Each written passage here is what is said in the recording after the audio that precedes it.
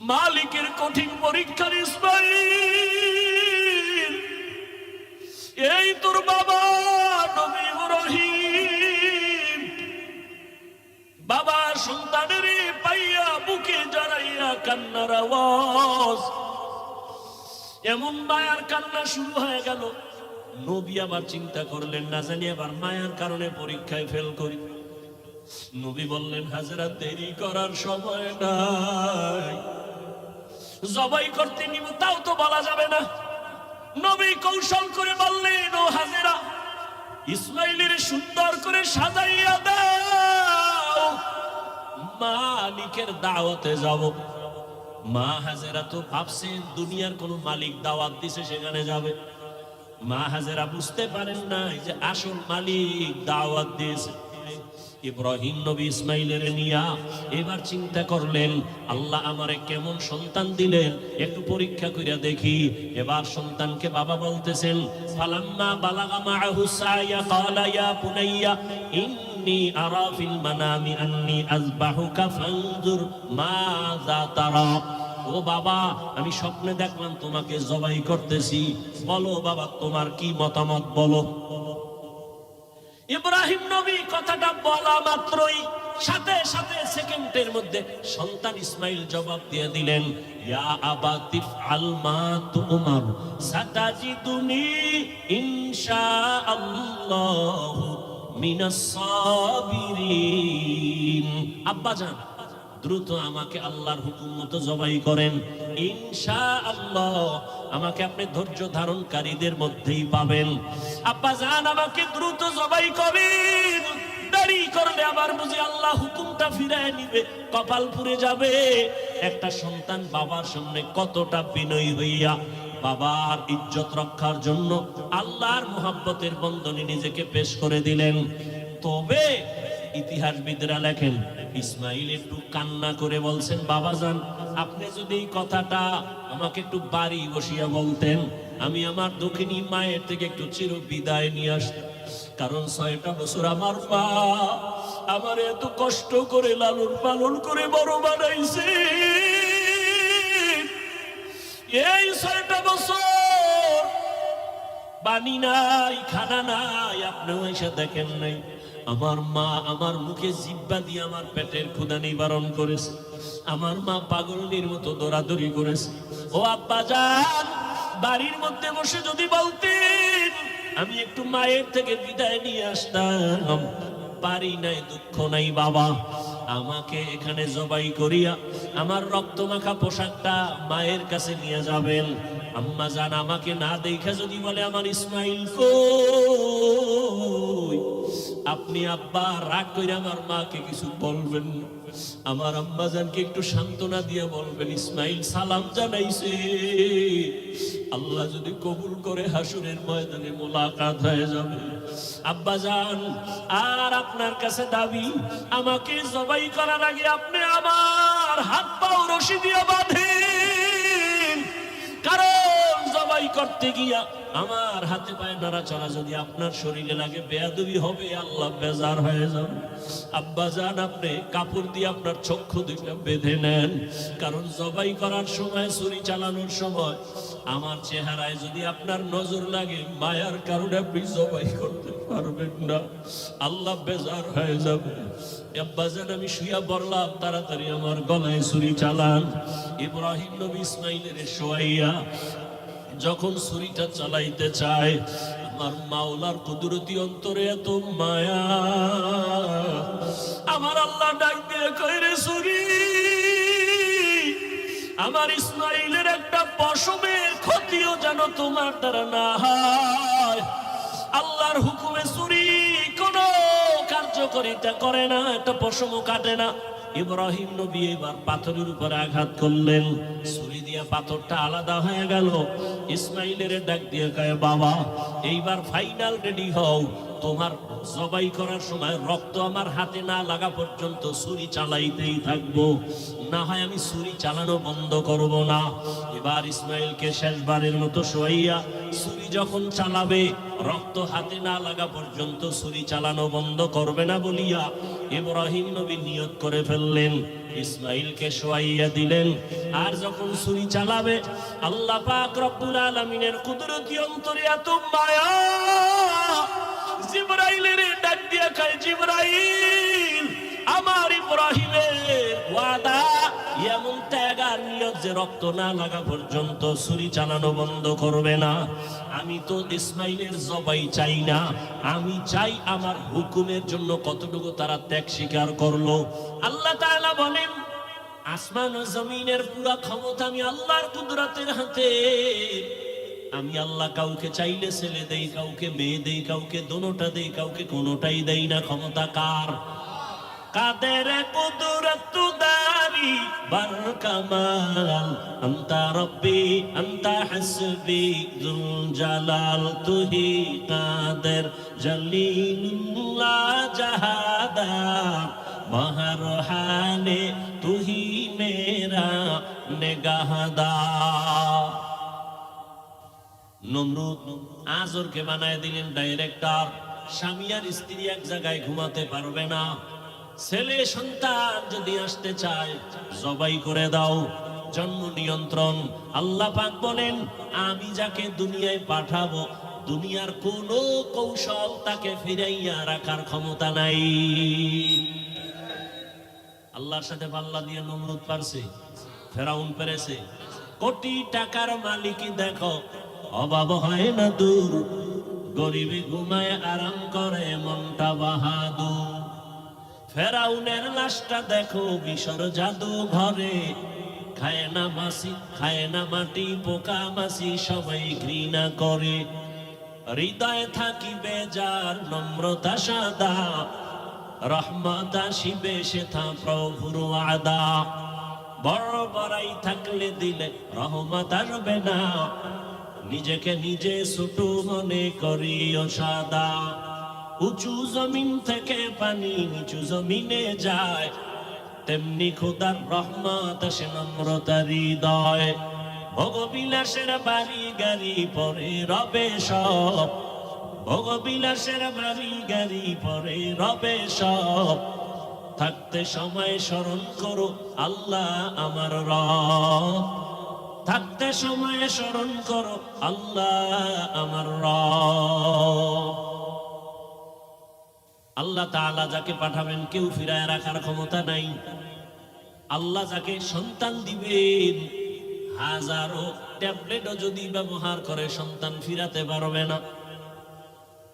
জমিনের মধ্যে বান্দা যত কৌশল করবে, কই 10 বছর আগের থেকে তো আমরা দেখতেছি সন্তান কমাও কমাও কত স্লোগান।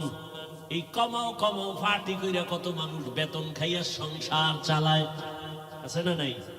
কিন্তু আমার মাওলার সাথে পাল্লা দিয়া কেউ আগাতে পারে নাই। জনসংখ্যা বেড়েই চলছে। আল্লাহ বলেন, রিজিকের মালিক আমি। জনসংখ্যা বেড়েছে, রিজিকও বাড়িয়ে দিয়েছি আমি আল্লাহ। মুরব্বীরা একটু জানা থাকলে জবাব দিবেন।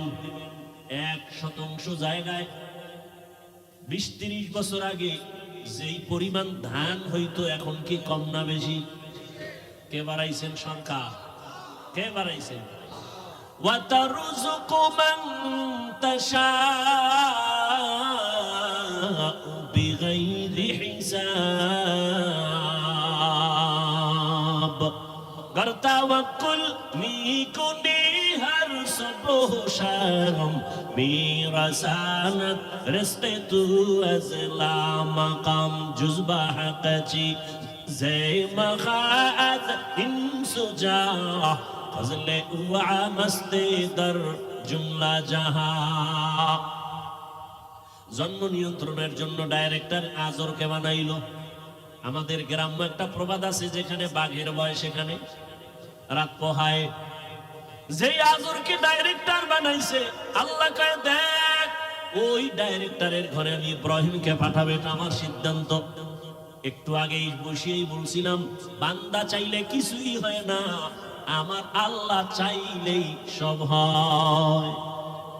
নমরুদ চাইছে ইব্রাহিম আসতে পারবে না, আল্লাহ চাইছেন আমি ইব্রাহিমকে জমিনের মধ্যে পাঠাবো, আল্লাহ পাঠাইলেন এবং নমরুদের দফা সব খতম করে দিলেন। ইব্রাহিম জমিনের মধ্যে আসছে, গোপনে গোপনে রাখছেন। বিশাল বড় ইতিহাস। আম্মা জান পাহাড়ের গর্তের মধ্যে নিয়া ইব্রাহিমকে প্রসব করে ওখানে রাখেন। আজও যদি জানতে পারে লজ্জায় মাথা গরম হয়ে যাবে। নমরুদ জবাই করার হুকুম দিয়ে দিছে। আল্লাহর কুদরতে ইব্রাহিম নবী গর্তের মধ্যে পাহাড়ের গুহায় আম্মা জান ইব্রাহিমের দুই হাতের দুই আঙ্গুল, শাহাদাত আঙ্গুল বাম হাতের আর ডান হাতের মুখের মধ্যে দিয়ে দিলেন। বাচ্চা আঙ্গুল চুষতেছে, আল্লাহ তাআলা দোনো আঙ্গুল থেকে কুদরতের কারিশমা জারি করলেন। এক আঙ্গুল থেকে দুধ বের হয়, আর এক আঙ্গুল থেকে মধু বের করার ব্যবস্থা করে দিলেন। কাদের কুদরত দারি বার কামাল, আনতা রব্বি আনতা হাসবি জুল জালাল। দুনিয়ার মানুষ বলে এটা হবে না, আল্লাহ যদি কয় হবে সেটাই। দুনিয়ার মানুষ বলেই মরা গেছে কথা বলতে পারে না, আল্লাহ যদি কুদরতের ক্ষমতা দেন পারবেনি? পারবেনি? রহমতের নবী খেজুর গাছ মরা, শুকনা একটা মরা খেজুর গাছে ট্যাক লাগাইয়া খুতবা পড়ে। কিছুদিন পরে রহমতের নবী এটা বন্ধ করে নতুন আর একটা মিম্বর বানালেন খুতবা পড়ার জন্য। বুখারী শরীফের মধ্যে আছে, রহমতের নবী যখন মরা খেজুর গাছ যেটাই ট্যাক লাগাইয়া খুতবা পড়তে নিষেধ করে দিলেন, আর পড়বেন না। মানুষ কান্না করলে যেমন আওয়াজ হয়, মরা খেজুর গাছ থেকে তেমন আওয়াজ শুরু হয়ে গেল। রহমতের নবী বললেন, এই মরা খেজুর গাছ তুই কি চাও? কেন কাঁদো? আমি কি দোয়া করবো তুই তাজা হয়ে যাবে, খেজুর আসবে, মানুষ তোর খেজুর খাবে? কয় না। কি চাও? রহমতের নবী, আপনার বিরহের বেদনায় কান্না করি। মরা খেজুর গাছ, আপনার বিরহের বেদনায় কান্না করি। আমি চাই আমাকে মানুষের মতো এখানে দাফন করে দিবেন, আর কিয়ামতের দিন আপনার পাশে জান্নাতে আমাকে রাখবেন। নবীজি দাফন করে দিয়েছেন। এখনো ওই মদিনাতুল মুনাওয়ারা রাসূলের রওজার ভেতরে খেজুর গাছটা যেখানে ভেতরে নবী দাফন করলেন, ওই বরাবর একটা খুঁটি আছে, পাথরের পিলার। ওই পিলারের উপরে আরবিতে খুঁটিটার সাথে নাম লেখা আছে, সাতুনে উস্তুনে হান্নানা। এখনো নাম লেখা আছে। মরা খেজুর গাছ সম্বলিত সেই খুঁটি, এটার নিচে বরাবর যদি যাইতেই থাকে যাইতেই থাকে। রহমতের নবী বরকতি হাতের দাফন করা মরা খেজুর গাছ ওখানে এখনো আছে। বুখারী শরীফের বারাত। তাহলে মরা খেজুর গাছ কথা বলতে পারে না, আল্লাহ যদি ক্ষমতা দেন। আবু জাহাল হাতের মধ্যে পাথর নিয়ে কয়, ভাতিজা যদি বলতে পারো আমার হাতের মুষ্টিতে কি আছে? বলে, চাচা বললে কি হবে? বলে, এখন কালেমা পড়ব। নবী বলেন, আমি বলতে জানি না। কেন জানো না? বলে, আমি গাইবের মালিক না। গাইবের মালিককে কুল্লা ইয়ালামু মান ফিস সামাওয়াতি ওয়াল আরদিল গায়বা ইল্লাল্লাহ। নবী আপনিই বলে দেন, আসমানের বাসিন্দারা কেউ গায়েব জানে না, জমিনের বাসিন্দারা কেউ গায়েব জানে না, একমাত্র কে জানেন? নবী বললেন, হাতের মুষ্টিতে কি আছো? একটু আওয়াজ দাও। সাথে সাথে পাথরগুলো কালিমায়ে শাহাদাতের আওয়াজ দিল। সুবহানাল্লাহ। আবু জাহিল কত বড় বেঈমান, পাথরগুলো মাটির মধ্যে ফালায় বলে, মুহাম্মদ তুমি বড় জাদুকর, কপালে কি নাই? হেদায়েত নাই। আজরের ঘরে ইব্রাহিম, আস্তে আস্তে আজরের ঘরে আসিয়া ইব্রাহিম বড় হয়েছেন। ইতিহাস অনেক বড়, আমি সংক্ষেপে বলে আসতেছি। যখন আদম আর ইব্রাহিম বড় হয়ে গেলেন, কেউ এসে তাকে বয়ান দেয় না এক আল্লাহর ইবাদত করো। নিজে নিজে নিজে নিজে আল্লাহর পরিচয় লাভ করলেন। সব কথা কোরআনে হাকিমের মধ্যে আছে। বাবাকে দাওয়াত দিতেছে, বাবাও মানে না। নমরুদেরও দাওয়াত দেয়, মানে না। নমরুদ উল্টা পাল্টা প্রশ্ন করে, ইব্রাহিম নবী জবাব দেন। এক পর্যায়ে দেখলো এই ইব্রাহিম তো আমার সব কিছু ধ্বংস করে ফেলবে, তাহলে তাকে বড় হওয়ার আগেই, বাড়াবাড়ি করার আগে তাকে মেরে ফেলতে হবে। অগ্নিকুণ্ড সাজাইয়া ওই আগুনের মধ্যে ইব্রাহিমকে ফেলবে। অগ্নিকুণ্ড সাজাইয়া ইব্রাহিমকে আগুনে ফেলতে গিয়া যখন ইব্রাহিমকে অনেক প্রচেষ্টা চালাইল, চরক গাছ বানাইল, রশি লাগায় টেনে ফেলবে, কারণ আগুনের এত তাপ, কাছে কেউ যেতে পারে না। ওই গাছের সাথে চরখার মতো ঘুরায় ঘুরায় আগুনে ফেলবে, কিন্তু পারে না। গাছও ঘুরে না, রশি টানেও নড়ে না। কি করা যায়? ব্যর্থ হয়ে যাবে নমরুদ। শয়তান এসে পরামর্শ দেয়, এই মুহূর্তে যদি ইব্রাহিমের পরনের কাপড় খুলে দাও, রহমতের ফেরেশতা চলে যাবে, ইব্রাহিমকে আগুনে ফেলে দেওয়াটা সহজ হবে। আর এক বর্ণনায় আছে, ঐতিহাসিকগণ বলেন, নমরুদ বলছে শয়তান পরামর্শ দিছে, এই মুহূর্তে ইব্রাহিমের সামনে যদি উলঙ্গ নারীদের দিয়া নাচ গান করতে পারো, রহমতের ফেরেশতা থাকবে না, ইব্রাহিমের আগুনে ফেলাটা সহজ হয়ে যাবে। নমরুদ নাচ গানের ব্যবস্থা করলো, উলঙ্গ নারীদের নাচ, অথবা ওই যে ইব্রাহিমকে উলঙ্গ করবে, এই কথা যদি মানতে যায় তো নমরুদ বলে ইব্রাহিমের পরনের কাপড় কে খুলবে? কেউ সাহস পায় না। আরে আল্লাহ ওয়ালা যারা, আল্লাহর প্রিয় পাওয়ার ওয়ালা যারা, এদের কিচ্ছু নাই, চলেও সাদা সিধা, কিন্তু বড় বড় সন্ত্রাসীরা যখন তার সামনে যায় মোমের মতো দুর্বল হয়ে যায়। এটাকে বলা হয় রব। আমার রাসূলকে আল্লাহ রব দান করেছিলেন। বহু অমুকের ফাটায় দিবে, এই করবে সেই করবে, আল্লাহ ওয়ালাদের ব্যাপারে যারাই যত বেয়াদবি করে সামনে আসলে তওবা করতে বাধ্য হয়। এটা আল্লাহর কুদরতি একটা পাওয়া। তো ইব্রাহিমের পরনের কাপড় কে খুলবে, উলঙ্গ কে করবে? কেউ সাহস করে না। বাবা আজর রেডি হয়ে গেল।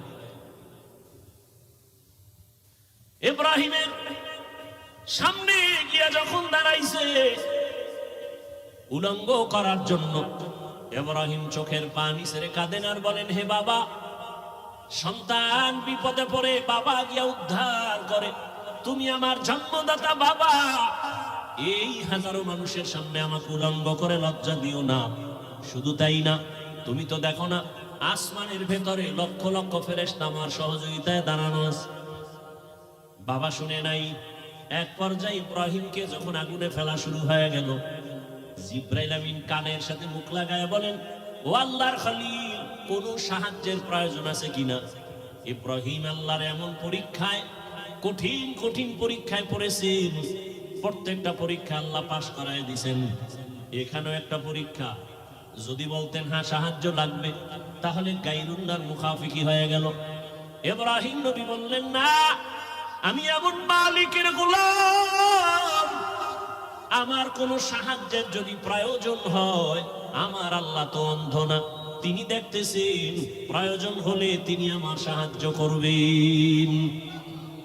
আগুনে ফেললো। আল্লাহ আগুনকে হুকুম দিলেন, কোরআনের আয়াত, কুলনা ইয়া নারু কুনি বারদাও ওয়া সালামান আলা ইব্রাহিম। আগুন ঠান্ডা হয়ে গেল। নমরুদ কয় দূরে বইয়া, এই আগুন তোর শক্তি কই? ইব্রাহিমের মতো বান্দাটাকে জ্বালাতে পারো না? তোর পুষ্টি শুদ্ধ সব সাইজ করতে পারি, কিন্তু ইব্রাহিম যার কথা শুনে আমিও তার কথা শুনি।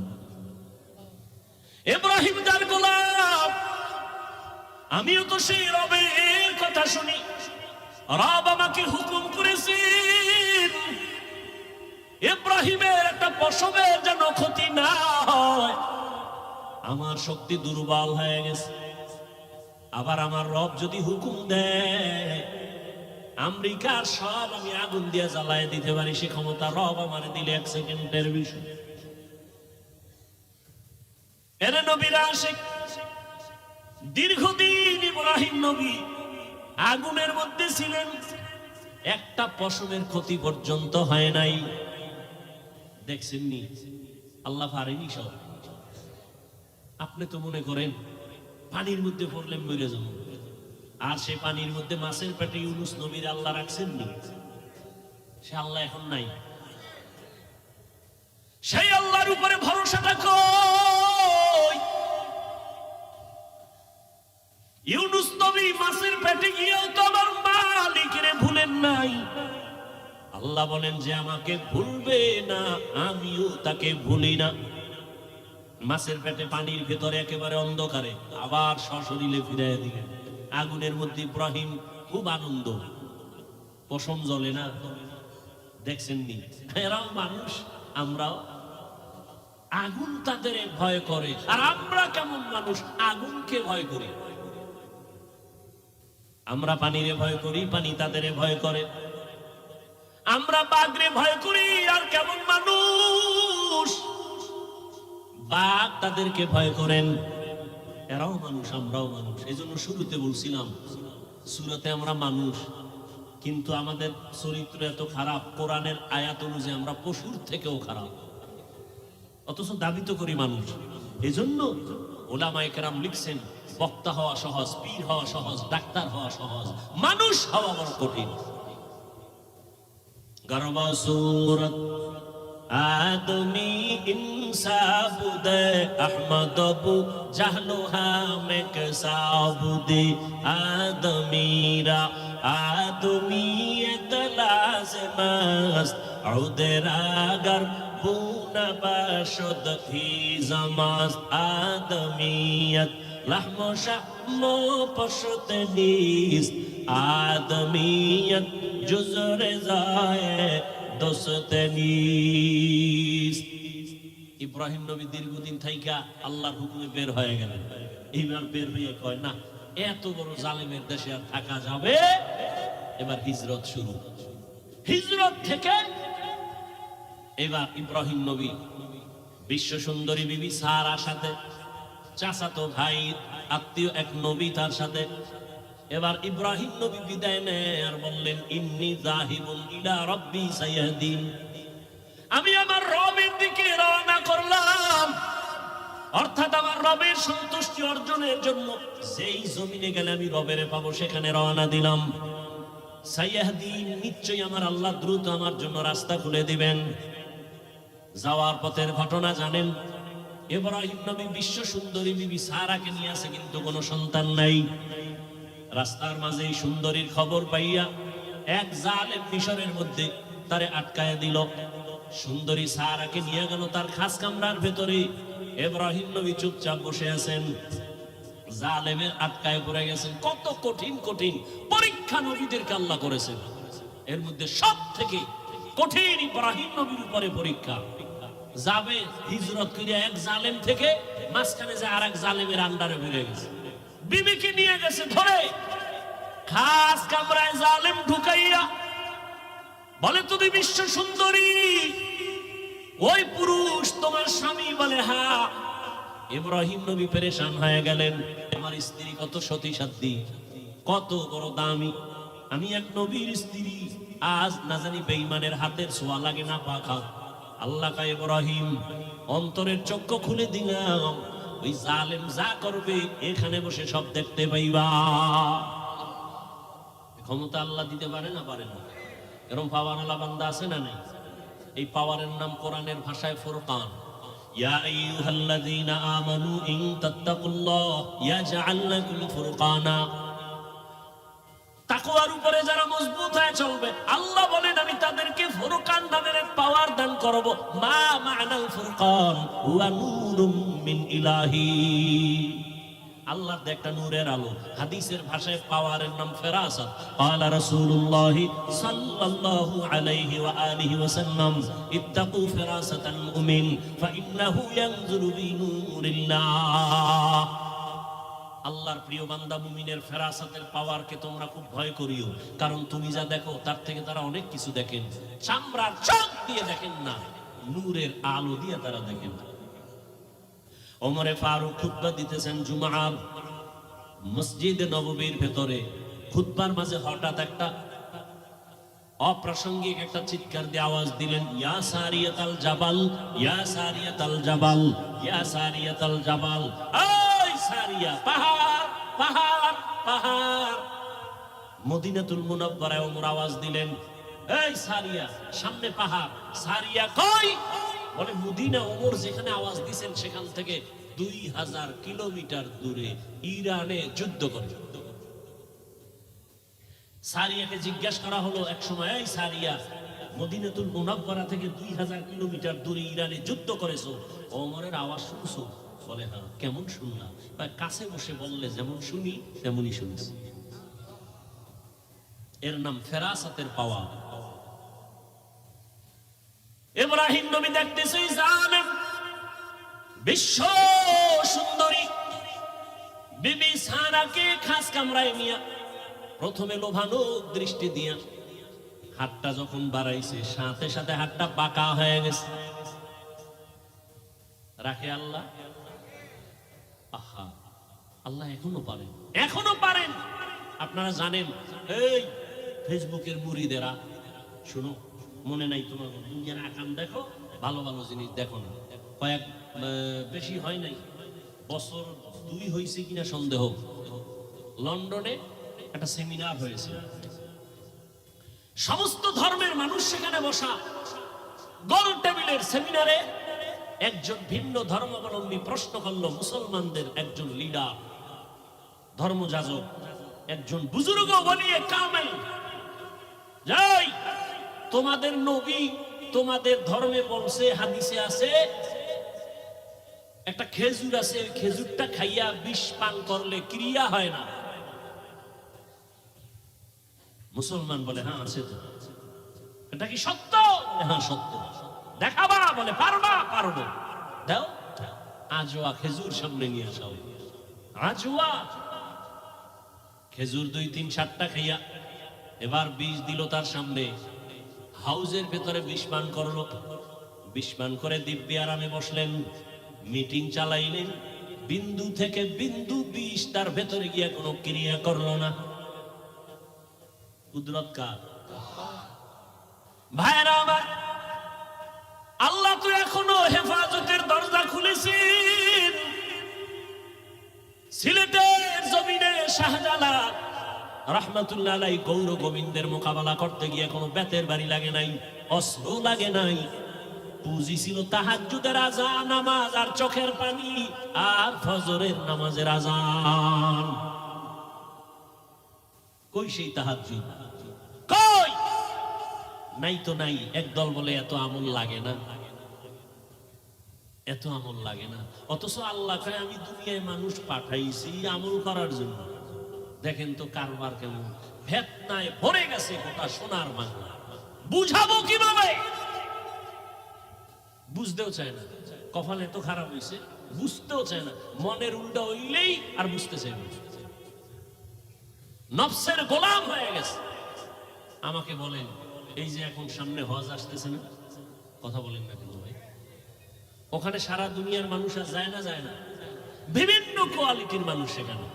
আপনারা জান নাই, যারা গেছেন দেখছেন, নামাজের টাইম কত লাইনের মানুষ।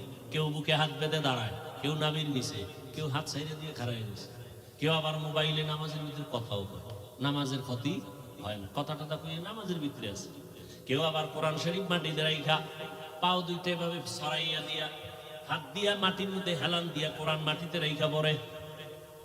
কেউ আবার জোরে আমিন বলে, কেউ আবার আস্তে আমিন বলে। কেউ আবার সেজদায় যাওয়ার সময় মাটির মধ্যে সেজদা দেয় না, পকেট থেকে একটা কাঠের টুকরা বের করে কপালের নিচে দিয়ে কাঠের উপরে সেজদা মারে।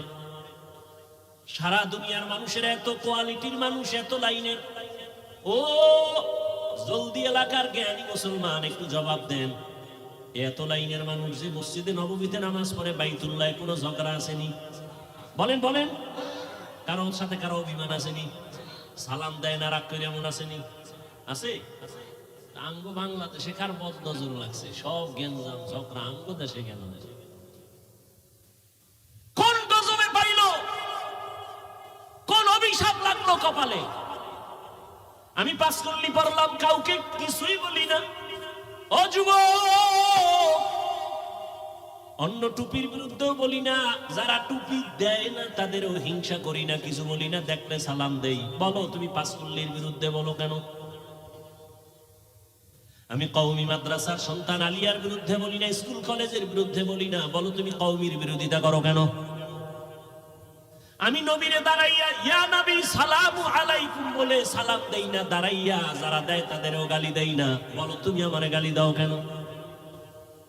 আমি তাবলীগের লাইনের সন্তান, আমি পীর সাহেবের মুরিদ। যারা পীরের কাছে যায় না, তাবলীগে যায় না, তাদের গালিও দেই না, হিংসা করি না, দেখলে সালাম দেই। বলো তুমি তাবলীগের বিরোধিতা করো কেন? বিবেকের কাছে একটু কথা রেখে গেলাম, বেয়াদবি ক্ষমা চাই। কেউ আমার দূরের না, যারা কালেমা পড়েছেন আপনারা আমার কলিজার আপন। আপনারা কেমন আপন?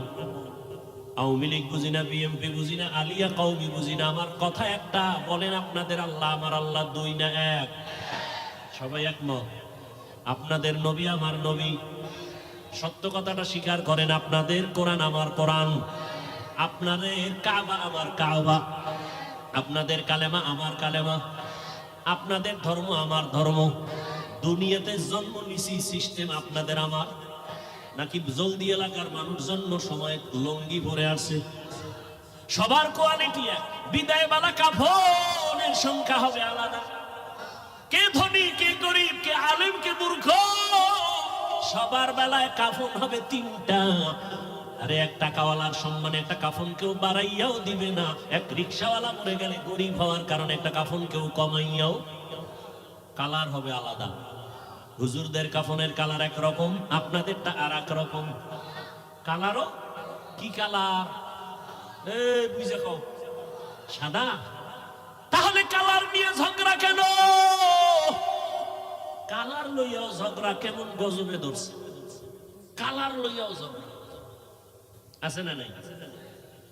ইন্তেকালের সময় সবার কাফনের কালার হবে এক। কি কালার?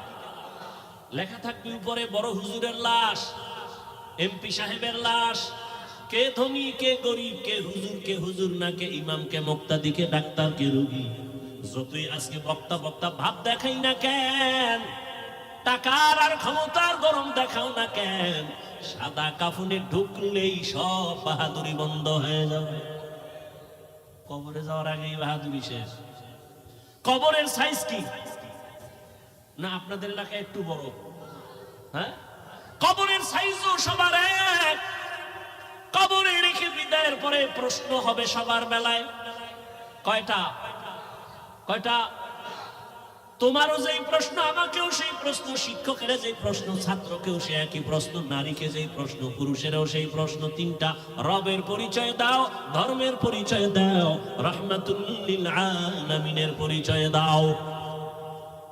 তাহলে আপনার আমার আল্লাহ এক, নবী এক, কোরআন এক, কাবা এক, ধর্ম এক, কালেমা এক, কাফন এক, কালার এক, কবর এক, প্রশ্ন এক।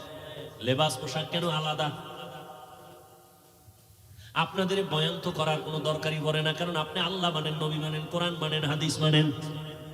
বয়ান তো করবো আজকে উত্তরবঙ্গে পঞ্চগড়ে, সেখানে টাকা দিয়া মুসলমানের কাদিয়ানি বানানো হচ্ছে। আজকে তো বয়ান করার বেশি দরকার চট্টগ্রামের পাহাড়ের ভেতরে গিয়া খ্রিস্টান মিশনারিরা মুসলমানের টাকার লোভ দেখায় বিধর্মী বানায়। কিন্তু ওখানে যাওয়ার সময় কই? মুসলমানের পেছনে ঘুরতে ঘুরতে ঘুরতে ঘুরতে পাগল হয়ে গেল। ফজরের পরেও বয়ান, জোহরের পরে বয়ান, আসরের পরে, মাগরিবের পরে বয়ান। এত পাও ধরে ধরে ধরে ধরে বয়ান করি, আর পরও কেন নামাজ পড়েন না? আহ, কেমন মুসলমান? আপনার আমার আল্লাহ এক, নবী এক, সব এক, অথচ আমি টুপি খুলতে চাই না। আপনারা কেমন ভিআইপি মুসলমান যে টুপি দিতেই চান না, লজ্জা লাগে। আমি টুপি খুলতে লজ্জা পাই, আর আপনি টুপি দিতে লজ্জা পান। আমি নামাজ না পড়লে লজ্জা পাই, আপনি নামাজ পড়তে গেলে লজ্জা পান। আমি মসজিদে না ঢুকলে লজ্জা লাগে, আপনার মসজিদে ঢুকতে গেলে লজ্জা লাগে। আপনি কেমন মুসলমান হইলেন? একটু চিন্তা করেন। ও আমার কলিজার যুবক বাবারা, বেয়াদবি মাপ চাই, একটু আমাকে জবাব দাও। রহমতের নবীর আদর্শ থেকে আরো সুন্দর আদর্শ কারো কাছে আসেনি? তাল মিলেও না, সত্য বলো, বুঝা বলো। নবীজির থেকে দামি আদর্শ নাই? একজনের দাঁড়ায় যদি বলতেই পারো যে হাফিজ ভাই, রহমতের নবীর আদর্শ থেকে আর একটু ভালো আদর্শ আছে শেখ মুজিবুর রহমানের ভেতরে, তাহলে আমি আল্লাহর কসম নবীরটা বাদ দিয়া তারটা নিব। এই ভালো করে বুঝো। কেউ যদি দাঁড়াইয়া বলতে পারো হাফিজ ভাই, নবীজির আদর্শ থেকে আর একটু ভালো আদর্শ আছে জিয়াউর রহমান সাহেবের ভেতরে, আমি নবীরটা বাদ দিয়ে জিয়াউর রহমান সাহেবেরটা নিব, বলার মতো পাওয়ার ক্ষমতা কারো আসেনি? নাই তো নাই। আমার থেকে শুনো, দুনিয়াতে যত আদর্শ দেখো, আব্রাহাম লিঙ্কনের আদর্শ গণতন্ত্র, মাও সেতুংয়ের আদর্শ, লেনিনের আদর্শ, কার্ল মার্ক্সের আদর্শ, এক কথায় জবাব, দুনিয়ার সব আদর্শ হলো না পাক, একমাত্র মদিনাওয়ালা নবীর আদর্শই হলো পাক। একমত? সবাই একমত? এবার বলো, রসুলের আদর্শ যে রেখে গেলেন, এটি মানবে হিন্দুরা, খ্রিস্টানেরা, ইহুদিরা? আপনারাই বলেন কারা মানবে? কোন দেশের মুসলমান? লন্ডন, লেবানন, কোন দেশের বলেন? শুধু এই বাসখালী ছাড়া বলেন। তা আপনাদের নামাজ নাই কেন, টুপি নাই কেন, দাড়ি নাই কেন, পর্দা নাই কেন, সুদ খান কেন, সুদের টাকায় ব্যবসা কেন, লোন উঠাইয়া বাড়ি গাড়ি কেন? জমিনে আল্লাহর যত বড় বড় দুশ্মন আছে, এই বড় দুই দল দুশ্মন আছে, এদের থেকে বড় দুশ্মন জমিনে আল্লাহর কাছে আর কেউ নাই। সব থেকে বড় দুশ্মন আল্লাহ। এক দুশ্মন হলো কোরআনে বর্ণিত, এক দল হলো যারা সুদের সাথে জড়িত, আর এক দল দুশ্মন হলো বুখারী শরীফে আছে, যারা ওলিয়া উলিয়ার দুশ্মনী করে। কেমন বড় দুশ্মন? আল্লাহ কয়, তোদের সাথে আমি আল্লাহ নিজে যুদ্ধ করব। এবার বুঝেন যে আল্লাহর কত বড় দুশ্মন তারা, যারা সুদের সাথে জড়িত আর যারা ওলিয়া উলিয়া দেখতে পারে না, বিরোধিতা করে। আল্লাহ হেদায়েত দান করুন। ওই জালেম নবী ইব্রাহিমের স্ত্রী প্রথম বিবি সারার উপরে হাত বাড়ায় গেল, বাঁকা হয়ে গেল, সাথে সাথে তওবা করছে, আর করুন না। কুকুরের লেজ তো বাঁকাই থাকে, আবার ভালো হয়ে গেছে, আবার হাত বাড়াইছে, ভাবে কয়েকবার করিয়া তওবা খাঁটি ভাবে না। এই তোমার কাছে হাত বাড়াইতে পারি না, তোমার ভিতরে কি পাওয়ার আছে বলো তো?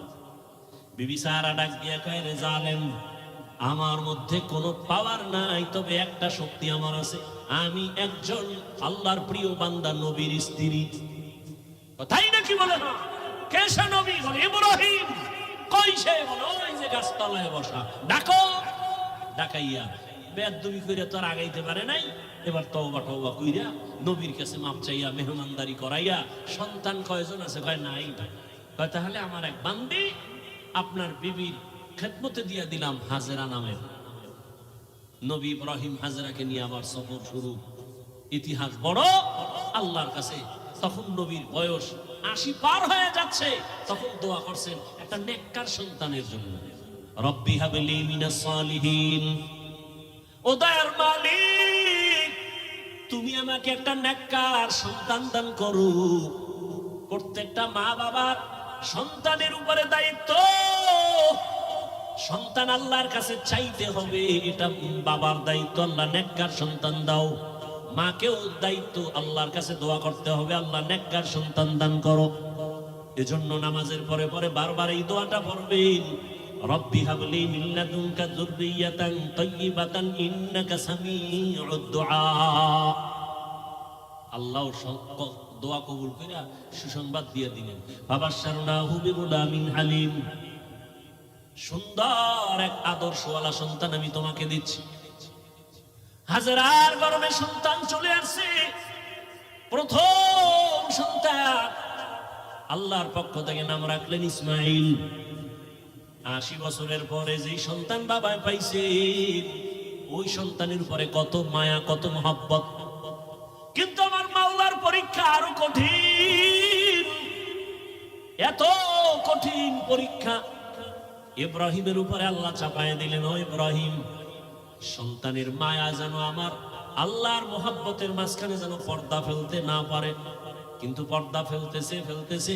আল্লাহ তো গাইবের মালিক, সব জানলেন। জানিয়েই আল্লাহ আবার পরীক্ষা দিলেন, এই ইব্রাহিম, তোমার এই কলিজার সন্তান সহ, মা সহ জঙ্গলে নির্বাসনে দাও। আল্লাহর হুকুম চলে আসলো। এবার বিবি সারাকে রাখিয়া ইসমাইলকে নিয়া, শিশু ইসমাইল মা হাজেরা নিয়ে চললেন মক্কার জমিনে। ইন্না আউওয়ালা বাইতিন উযিআ লিন-নাসি লাল্লাযী বিবাক্কাতা মুবারাকান ওয়া হুদা, মুবারাকান মুবারাকাও ওয়া হুদাল লিল আলামিন।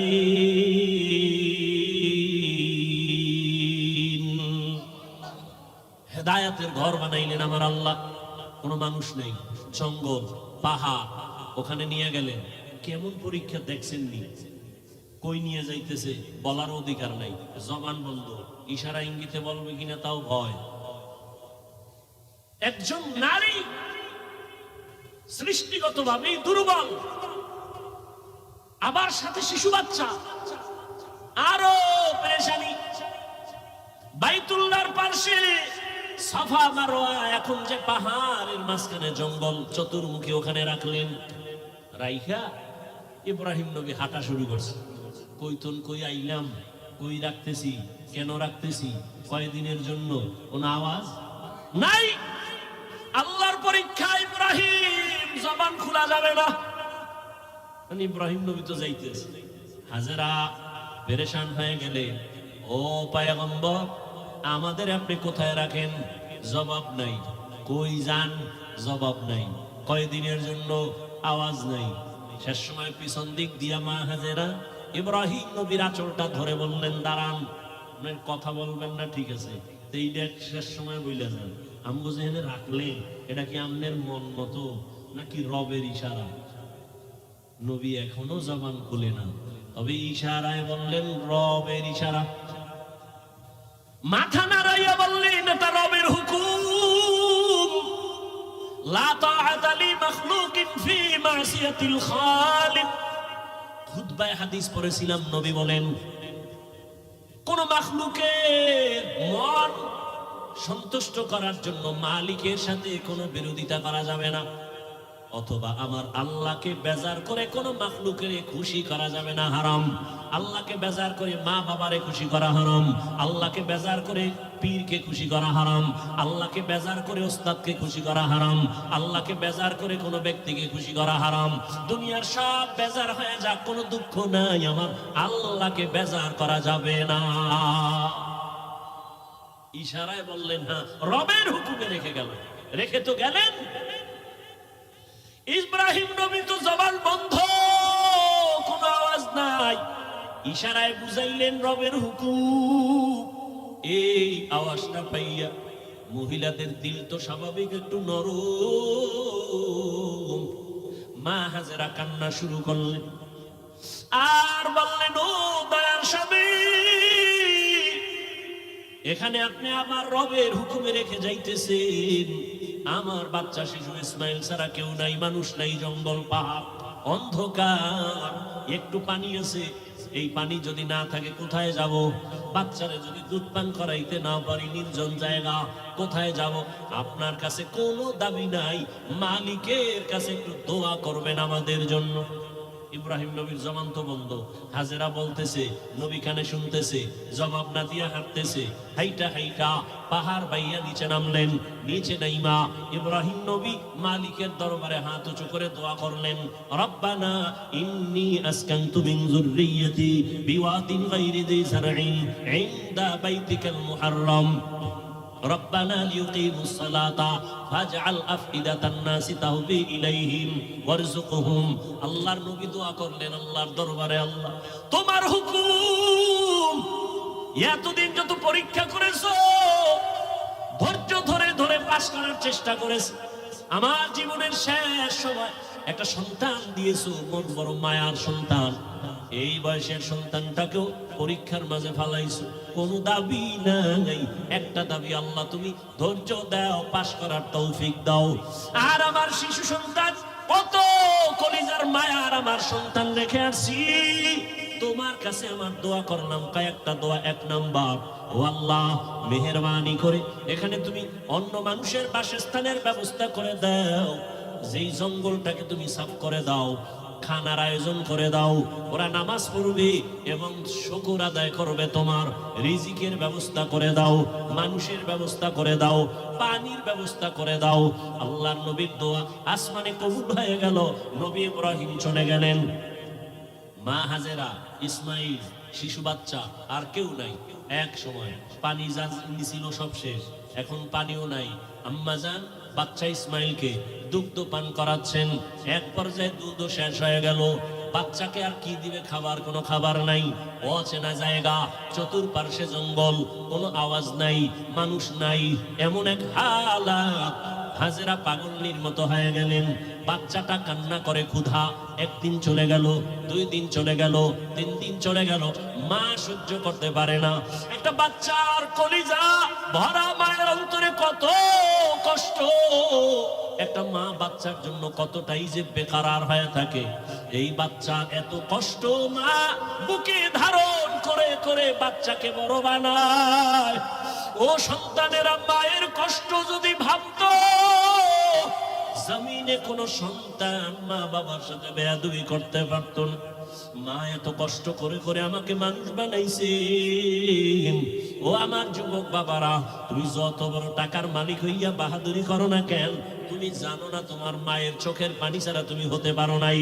মায়ের চোখের পানি আর দোয়া ছাড়া টাকার মালিক হতে পারো নাই। মা বাবার চোখের পানি দোয়া ছাড়া কোনো সন্তান সম্মানের চেয়ারে বসতে পারে না। মা বাবার চোখের পানি দোয়া ছাড়া পরীক্ষায় ভালো নাম্বার পাইতে পারে না। ও সন্তানেরা, ওই মা বাবার চোখের পানি আর দোয়া তোমার জীবনের সফলতার চাবি।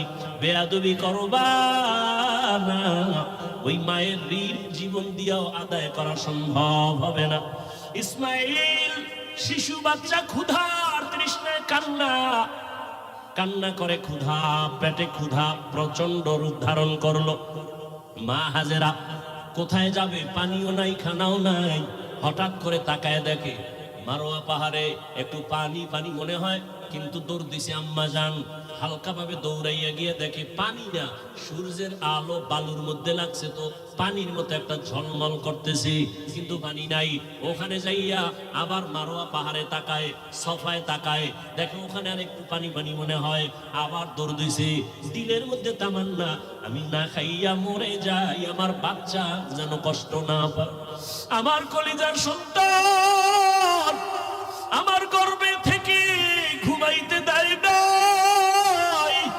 একটা বাচ্চা গর্ভে নিয়ে মা খানা খাইতে বসে, বাচ্চা পেটের মধ্যে আঘাত করেছে। মায়ের পেটে এমন বেদনা শুরু হয়েছে, মা খানার প্লেটটা সরাইয়া বিছানায় শুয়ে কান্না শুরু করেছে। রহমতের নবী বলেন, ও নারীরা, এত মর্যাদা তোমাদেরকে দেওয়া হয়েছে, আর কিয়ামত পর্যন্ত কেউ মর্যাদা বাড়াতে পারবে না। ওই যে বাচ্চা গর্ভে নিয়া কষ্ট করে করে না খাইয়া দিন কাটাইলা, এক একটা দিন আমার আল্লাহ নারীর আমলনামায় রোজার সওয়াব দান করবেন। মা বাচ্চা গর্ভে নিয়ে রাতে ঘুমের বিছানায় গেছে, হঠাৎ করে বাচ্চা আঘাত করেছে, মা ঘুমাইতে পারে নাই, সারা রাত কান্না করে কাটাইছে।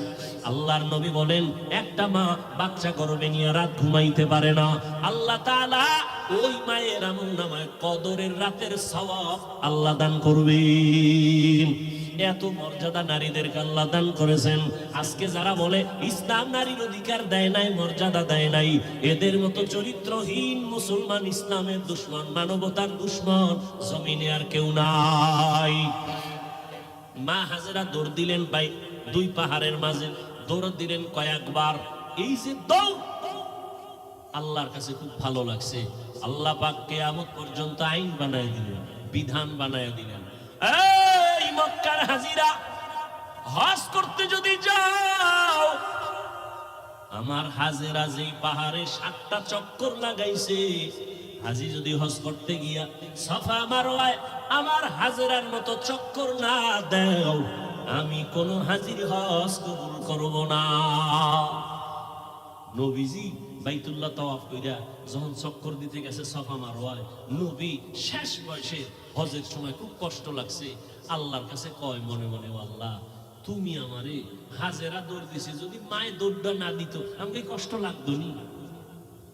আল্লাহ পাক জানাই দিলেন, নবী আমার কাছে ভালো লাগছে হাজেরার দৌড়, শুধু আপনি না, কিয়ামত পর্যন্ত যত মানুষ আসবে বাইতুল্লাহ হজে আসবে, এই সাফা মারওয়ায় যদি দৌড় না দেয়, একজন আর হজ কবুল করা হবে না। পাগলের মতো দৌড়াও, মাওলার দরবারে গিয়া মাওলার আশিক হইয়া যা।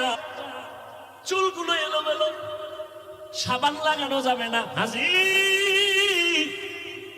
নখ বড় হয়ে গেছে, নখ কাটা যাবে না, ময়লা পরিষ্কার করা যাবে না, আতর লাগানো যাবে না, এটা পাগল হয়ে যায়। মাওলার দরবারে পাগলামি, কার পাগল? জোরে বলো। এটা বুঝার মতো যাবো মেধা নাই, ওরাও পাগল। ওরাও কি? ওরা দুনিয়ার পাগল, ওরা আখিরাতের পাগল। এই জন্য ওরা বুঝে না যে মাওলার পাগল কেমনে হয়। ওখানে গিয়ে পাগলামি। মাওলা পাকের মুহাব্বতের আশিক,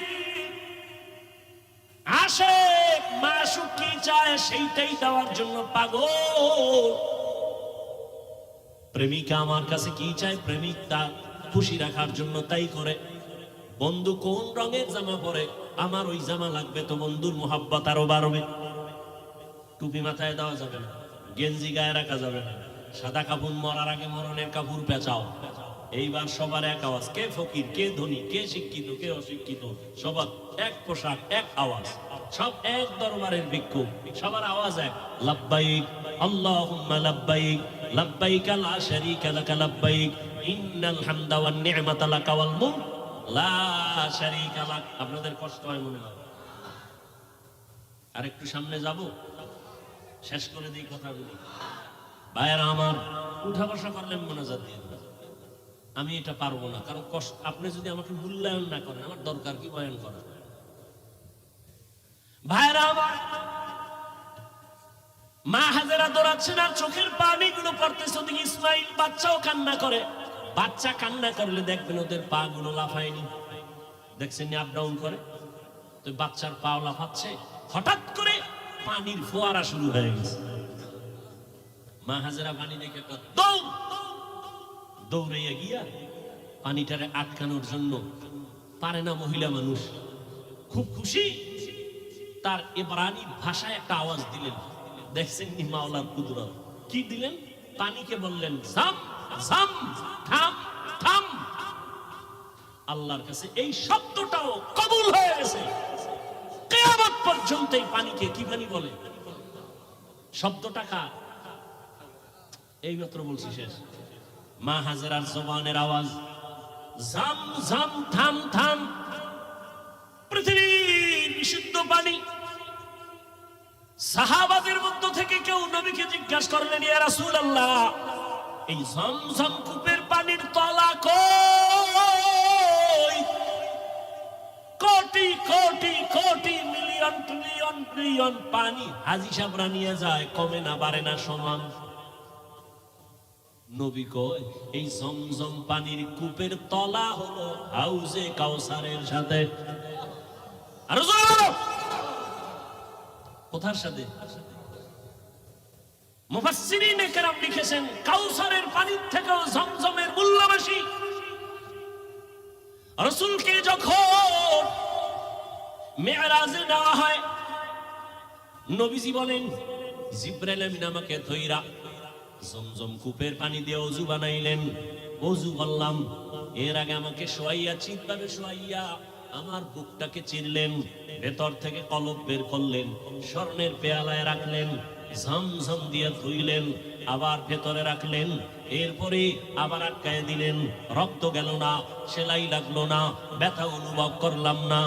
এইভাবে আল্লাহ আমাকে কুদরতের অপারেশন করছেন আমার জীবনে 4 বার। কয়বার? 4 বার। রাসূলের এই যে কলব বের করে ধুইলেন, কি পানি দিয়া? জমজম পানি, বরকতের পানি। আম্মাজান হাজেরা পানি আটকায় দিলেন, পানি থেমে গেল, নিজে পান করলেন।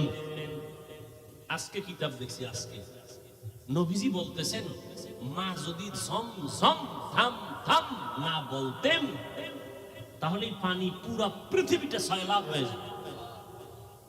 ইমামে আজম আবু হানিফা বলেন আম্মাজান আমাদের জন্য রহমত। তিনি বলার কারণে আজকে অনেক পবিত্র অবস্থায় পানি আছে। না হয় জেনাকারেরা এই পানি দিয়ে গোসল করে পানি নাপাক করে ফেলত। মদখোরেরা মদ পান করে মাতাল হয়ে পানির মধ্যে ডুব দিত, পানির সম্মান কমে যেত। জমজম এমন একটা পানি, এর 25টা উপকার আছে জমজম পানির। কয়টা? এর মধ্যে একটা হলো সাধারণ পানি পান করলে পিপাসা নিবারণ হয়, পেটের ক্ষুধা নিবারণ হয় না।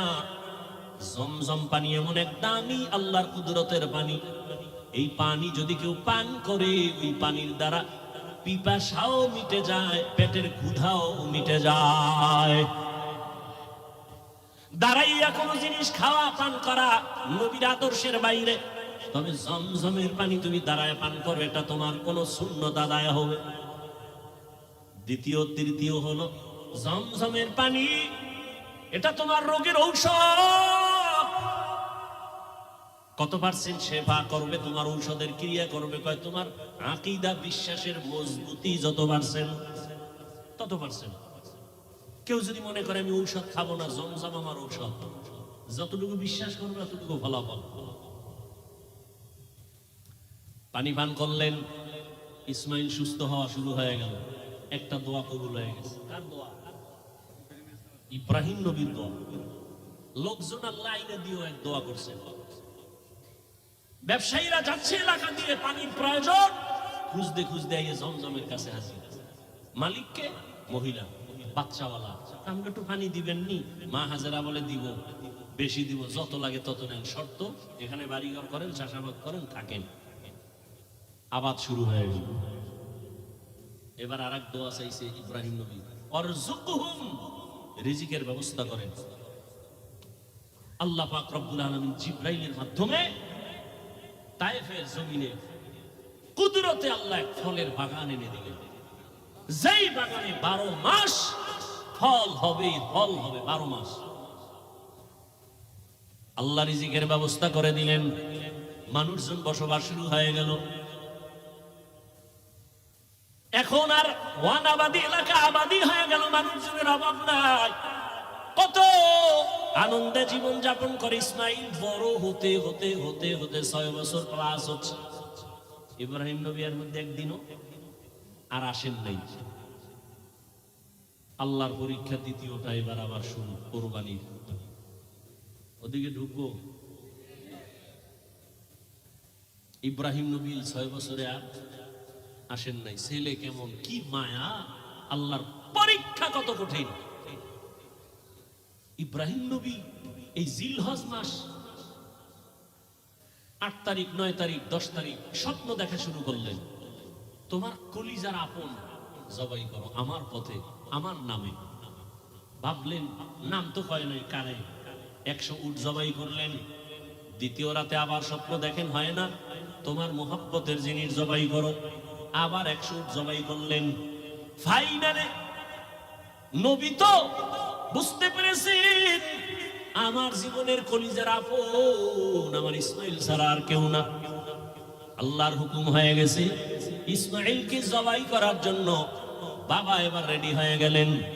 একটা ছুরি আর একটা রশি গোপনে নিয়ে রওনা হলেন মক্কা নগরীতে ইসমাইলকে জবাই করার জন্য।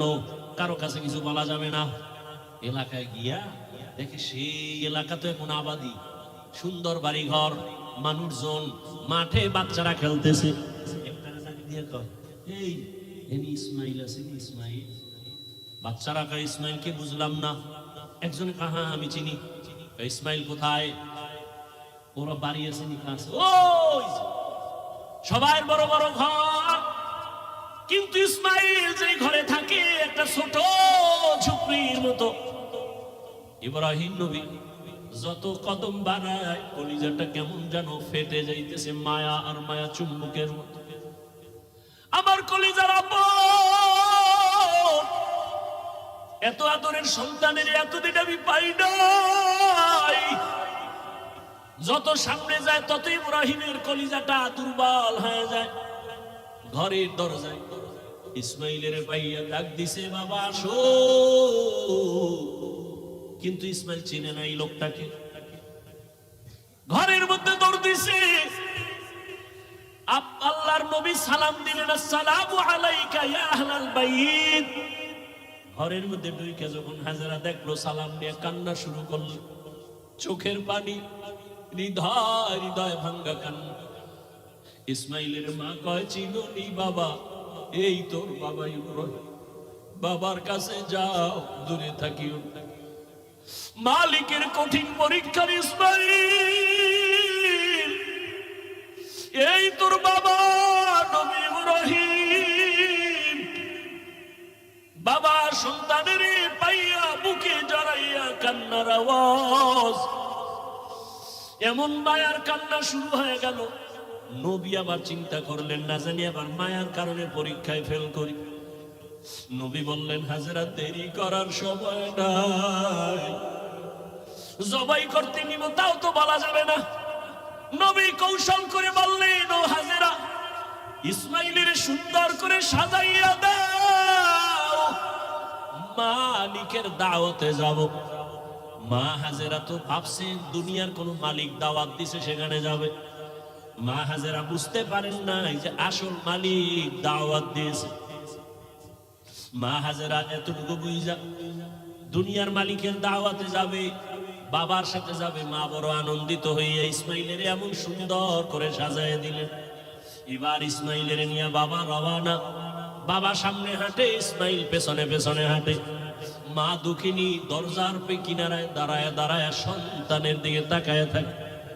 একটা সন্তান যখন আপনাদের এলাকার মানুষ বাঁশখালী থেকে চট্টগ্রাম যায় বা বিদেশ যায়, মা ঘর থেকে যখন সন্তানের বের করে দেয়, মা চোখের পানিগুলো আঁচল দিয়ে মুছে সন্তানের পেছনে পেছনে মাও কিছু দূর আগায়। মা সহ্য করতে পারে না, সন্তান আমার কই, ওরে আমার কাছে থাইকা যখন মা বলিয়া ডাক দেয়, কলিজাটা ঠান্ডা হয়ে যায়। একটা সন্তানের মা ডাকে এত মজা, দুনিয়ার বাদশাও যদি বানায় দেয় এত মজা পাওয়া যায় না। সন্তান যখন আম্মু বলে ডাক দেয়, মায়ের কলিজাটা ঠান্ডা হয়ে যায়। মা হাজেরা ইসমাইলের বিদায় দিয়া তাকায় তাকায় কান্না করে। ইব্রাহিম নবী পিছনে তাকায় না, তাকাইলে মায়ার কারণে পরীক্ষায় পাশ করা যাবে না। ইসমাইলও আনন্দে আনন্দে যখন বের হয়ে যাচ্ছে, শয়তানের মাথা গরম হয়ে গেল। এই পরীক্ষায় যদি ইব্রাহিম পাশ করে, দুনিয়াওয়ালারা বহু বিধর্মী মুসলমান হবে। কেমনে পরীক্ষায় ফেল করানো যায়? হাজেরাকে একটু ধোকা দেই। হাজেরারে গিয়া ধোকা দিয়ে কয়, হাজেরা ইসমাইলের কোথায় ছাড়লা? কয় মালিকের দাওয়াতে গেছে। বলে কোন মালিক? বলে দুনিয়ার কোন বাদশা। কয় না না, আমি জানি আল্লাহ দাওয়াত দিছে। কেন? হাজেরাকে বলে জবাই করার জন্য। হাজেরা ডাক দিয়ে কয়, রে শয়তান, তুই আমাকে ধোকা দিস না। একটা বাবা হইয়া কোনোদিন সন্তানের জবাই করতে পারে না। যখন এই কথা বলছে, শয়তান ডাক দিয়া কয়, আল্লাহ হুকুম করছে জবাই করার জন্য। হাজেরা চোখের পানি ছাড়িয়া কয়, রে শয়তান, যদি আমার মাওলা হুকুম করে একজন ইসমাইল না, আল্লাহ যদি আমারে আরো ইসমাইল দেয়, আমি সব আল্লাহর রাস্তায় ছেড়ে দিতে রাজি। শয়তান দেখলো এখানে হাজেরাকে ধোকা দিয়ে আটকানো যায় না, দৌড়াইয়া গেছে শিশু ইসমাইলের একটু ধোকা দেওয়ার জন্য। ইসমাইলের গিয়া যখন ধোকা দিতে গিয়া কয়, ইসমাইল কই যাও? বাবার কাছে ছুরি আছে, তোমারে জবাই করবে। ইসমাইল তো বুঝ কম, ডাক দিয়া কয়, আব্বা যান, আপনি কি আমাকে জবাই করতে নিয়ে যাইতেছেন? এবার ইব্রাহিম কয়, শয়তান পাথর মারো। এই তিন জায়গায় ধোকা দিছে। ইব্রাহিম আর ইসমাইল মিলিয়া তিন জায়গায় পাথর মারলেন। আল্লাহ তাআলা আইন করে দিলেন, আমার ইসমাইলের কথা কাজটা আমার কাছে ভালো লাগছে। ইব্রাহিমের এই কাজ কিয়ামত পর্যন্ত স্মৃতি হয়ে থাকবে মুসলমানের কাছে। আজকে যেই তিন জায়গায় ইসমাইল আর ইব্রাহিম পাথর মেরেছেন, ওই তিন জায়গায় পিলার করা আছে। ও হাজিরা, তোমরা হজ করতে গিয়া ওই তিন জায়গায় যদি পাথর না মারো, তোমাদের একজনের হজও কবুল হবে না। এবার নিতে নিতে ইসমাইলকে নিয়ে মিনা বাজারে হাজিরা এখন যেখানে কোরবানি দেয়, ইসমাইলের যেই জায়গায় কোরবানি দিয়েছেন ওই জায়গায় ইব্রাহিম নবী ইসমাইলের নিয়া এবার চিন্তা করলেন, আল্লাহ আমারে কেমন সন্তান দিলেন, একটু পরীক্ষা কইরা দেখি। এবার সন্তানকে বাবা বলতেছেন, ফালাম্মা বালাগা মাআহু সায়া ক্বালা ইয়া বুনাইয়া ইন্নী আরা ফিল মানামি আন্নী আযবাহুকা ফানজুর মাযা তারা। ও বাবা, আমি স্বপ্নে দেখলাম তোমাকে জবাই করতেছি, বলো বাবা তোমার কি মতামত বলো।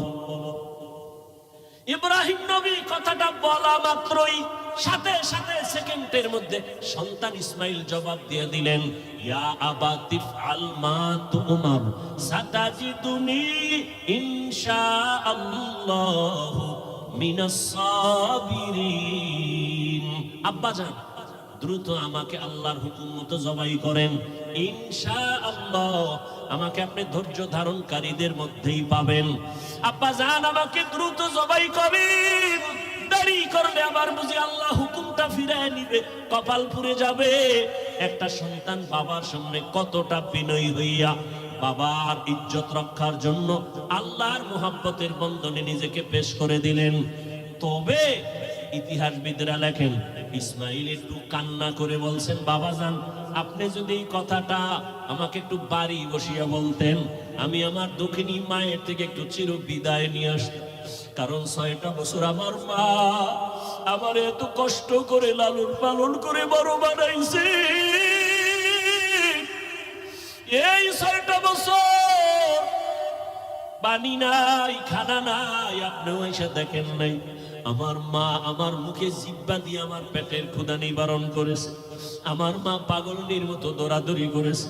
ও আব্বা জান, বাড়ির মধ্যে বসে যদি বলতেন আমি একটু মায়ের থেকে বিদায় নিয়ে আসতাম, পারি নাই, দুঃখ নাই বাবা। আমাকে এখানে জবাই করিয়া আমার রক্তমাখা পোশাকটা মায়ের কাছে নিয়ে যাবেন। আম্মা জান আমাকে না দেখে যদি বলে আমার ইসমাইল কই, আপনি আব্বা রাগ করে আমার মাকে কিছু বলবেন না। আমার আম্মা জানকে একটু সান্ত্বনা দিয়া বলবেন ইসমাইল সালাম জানাইছে, আল্লাহ যদি কবুল করে হাসুরের ময়দানে মোলাকাত হয়ে যাবে। আব্বা জান আর আপনার কাছে দাবি, আমাকে জবাই করার আগে আপনি আমার হাত পাও রশি দিয়ে বাঁধেন। কারণ জবাই করতে গিয়া আমার হাতে পায়ে নাড়াচাড়া যদি আপনার শরীরে লাগে বেয়াদবি হবে, আল্লাহ বেজার হয়ে যাবে।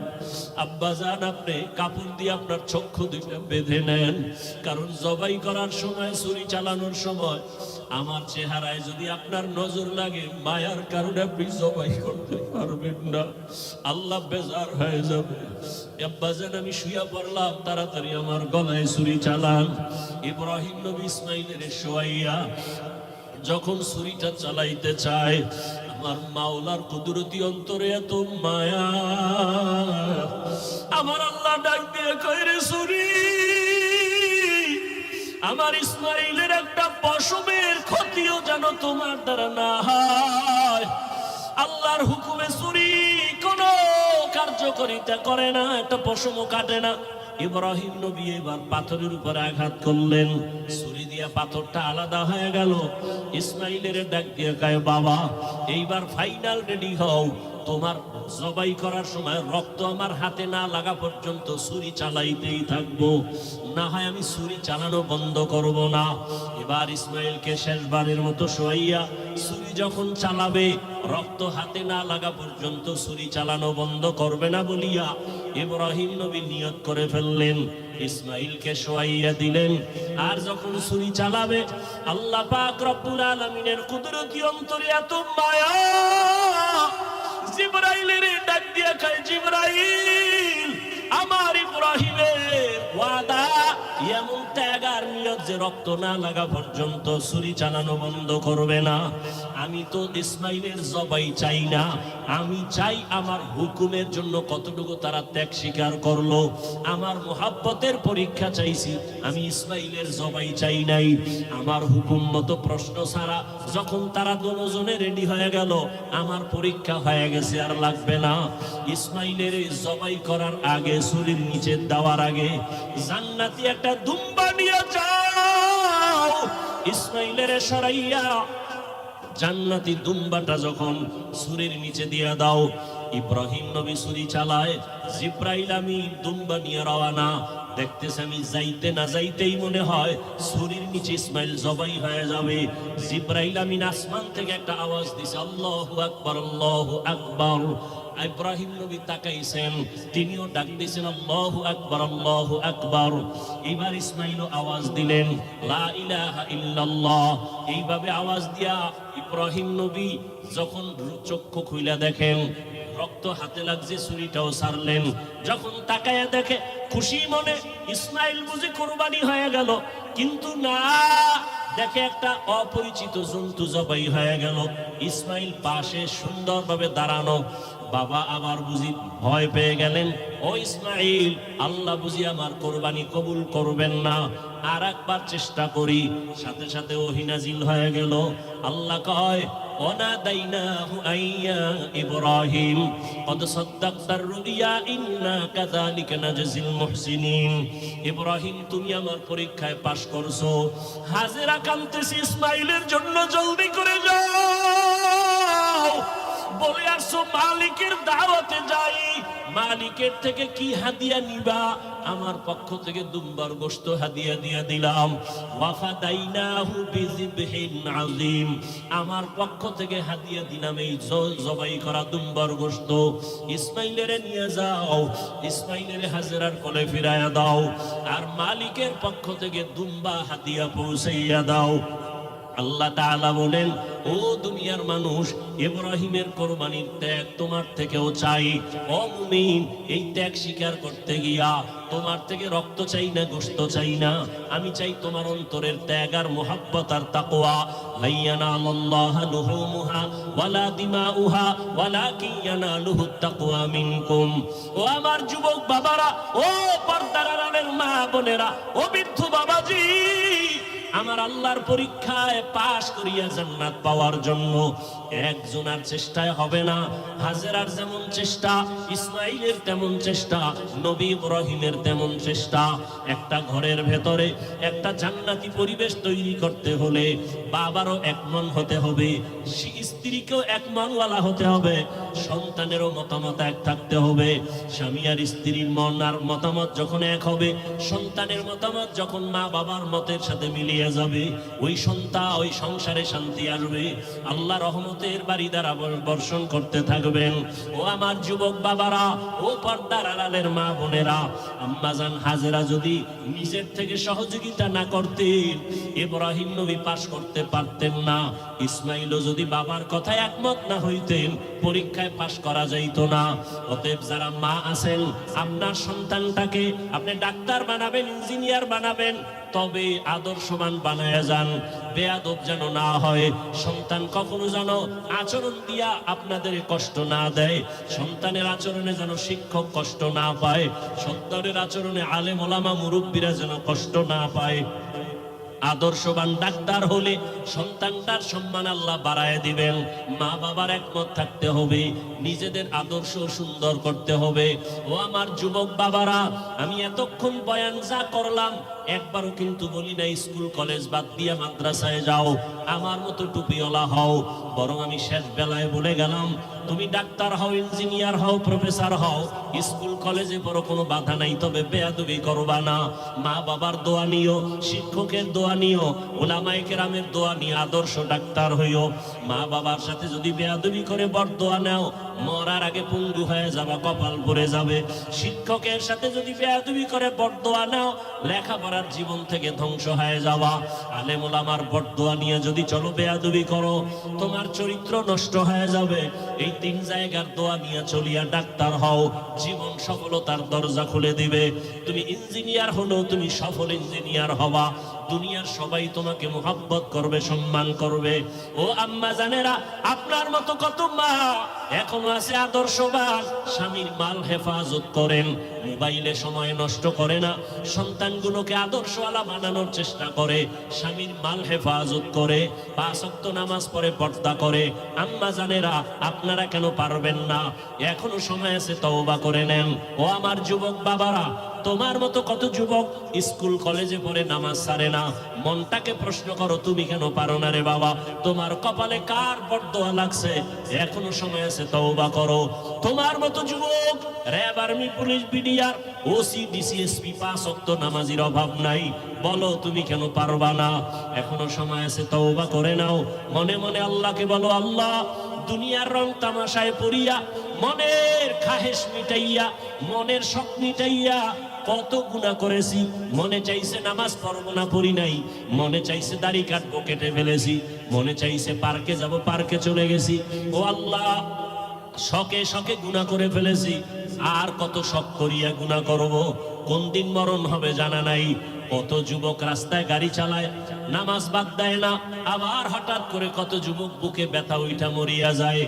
আজকে থেকে তওবা করলাম, আর নামাজ ছাড়বো না, বেপরদায় চলবো না, মা বাবাকে কষ্ট দিব না। উলামায়ে কেরামের দোয়া পরামর্শ নিয়া, শিক্ষকের দোয়া নিয়া, মা বাবার দোয়া নিয়া, নবীজির আদর্শ মতে চলবো। তওবা করার মতো যদি কারো অন্তর তৈরি হয়, মুনাফিকি যদি না থাকে, খাঁটি তওবার নিয়তে দুটো হাত আল্লাহকে দেখাইয়া দাও। আয় আল্লাহ, হাতগুলো কবুল করে নেন, তওবা কবুল করে নেন, আদর্শওয়ালা মানুষ বানায় দেন, নবীর আদর্শে চলার তৌফিক দান করেন, মা বাবার দোয়া নেওয়ার তৌফিক দান করেন, শিক্ষকের দোয়া নিয়া, উলামায়ে কেরামের দোয়া নিয়া চলার তৌফিক দান করেন। আমিন। আলহামদুলিল্লাহি রাব্বিল আলামিন, والصلاة والسلام على سيد الأنبياء والمرسلين وعلى آله وأصحابه أجمعين. يا أرحم الراحمين، يا أرحم الراحمين، يا أرحم الراحمين، رب ارحمهما كما ربياني صغيرا. الله